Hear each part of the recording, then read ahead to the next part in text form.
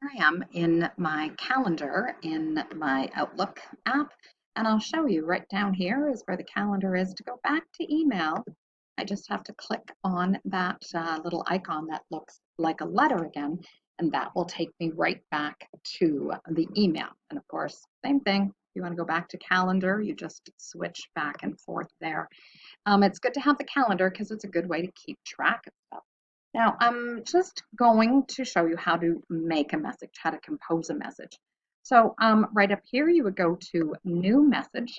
And when you go to New Message, you just decide who it's going to. I'm going to send a message to Miss Schiller. So I'm just going to put in, I could put in her whole name, but as soon as I've used a couple of names, you can see that they come up, and that'll happen with you as well. I need to always put a subject in so the person getting the email knows what's it about.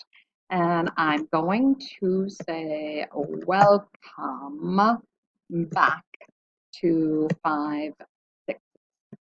I need to let Miss Schiller know about the emails that you guys are going to be sending her because you're forwarding it my last an email to her from me. So I'll say, hello, please be expecting emails that will be forwarded to you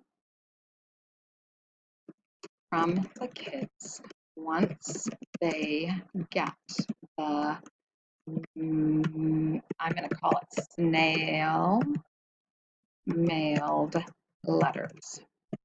Okay, so I'm just giving her a heads up about that. That's underlined. I'm just going to make it 2 words. That's probably what's wrong with it. Thanks. And I'm going to my name. I could put Ms. McKesson, but I'll put Barb. Now, the other thing that I can do a couple of things. If I don't like this email, I can discard it. You've got 2 spaces to do that in.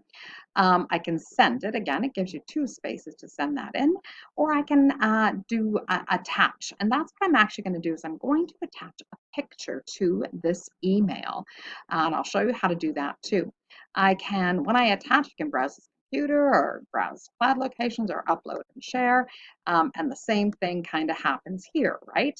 You can decide what you want to be doing. So I'm just going to go attached. I'm going to browse in this computer, and you can see that I can take from anywhere in any of my files. So I'm going to go to my pictures file, and I'm going to open up a Christmas, and I'll just open up, I don't even know what this one is. Let's see who it is. Oh, it's our class last year in December. Okay, so there is the picture, and it is now attached. All I would have to do now is just click send,